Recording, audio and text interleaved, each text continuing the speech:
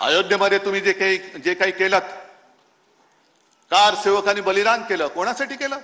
लोढासाठी केलं, अदानीसाठी केलं, रामदेव बाबासाठी केलं, श्री श्री रविशंकरसाठी केलं.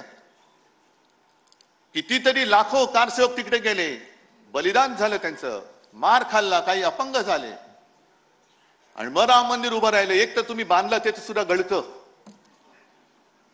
आमच्या हातामध्ये घंटा. आणि अयोध्येमधली जमीन कोणत्या दराने त्या ट्रस्टने विकत घेतली आणि त्याच्यावरती ती कोणाला दिली ह्याच्यावरती सुद्धा जेपीसी लावा.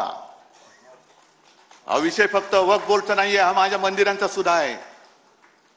आमचे शंकराचार्य जे बोलतात की केदारनाथ मधलं 200-250 किलो सोनं गायब झालं, लावा त्याची सुद्धा चौकशी लावा. त्या तिकडे कोणी चोरला आणि पितळ्याचं कोणी तिकडे मुलामा दिला, हे सुद्धा पितळ उघडं पडलंच पाहिजे. पण सगळं चांगलं चाललेलं आहे. आणि आता भाजपचं काय खरं नाही, कारण मोदींची गॅरंटी चालत नाही म्हटल्यानंतर तुम्ही उद्धव ठाकरेला जर का अडचणीत आणण्यासाठी हे प्रश्न विचारत असाल तर इथली जनता काही ही दूधखुडी नाहीये की तुम्ही म्हणाल ते ऐकाल.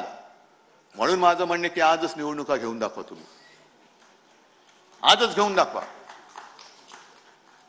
आणि मग जसं वक्फ बोर्डाचं तुम्ही बिल आणलं, मी आज जाहीर त्यांना प्रश्न विचारतोय, महाराष्ट्रामध्ये तुम्ही समाजामध्ये जी काही आग लावलेली आहात, मराठा, ओबीसी, धनगर, मी तर स्वच्छ भूमिका मांडलेली आहे, मला वाटतं पवार साहेब तुम्ही सुद्धा मांडलेली आहे, काँग्रेसने सुद्धा मांडलेली आहे.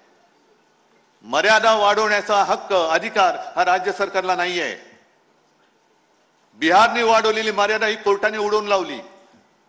हा अधिकार जो आहे तो फक्त आणि फक्त लोकसभेचा आहे, अन्यथा राष्ट्रपती हे करू शकतात. सर्वोच्च न्यायालयाचा अहवाल घेऊन, त्यांचा सल्ला घेऊन आरक्षणाची मर्यादा वाढवू शकतात. बरोबर ना पृथ्वीराजजी? मग मराठा आरक्षणाचं बिल लोकसभेमध्ये आणा, मर्यादा वाढवा, ओबीसीचं आरक्षण तसंच ठेवा, धनगरांना द्या, सगळ्यांना द्या.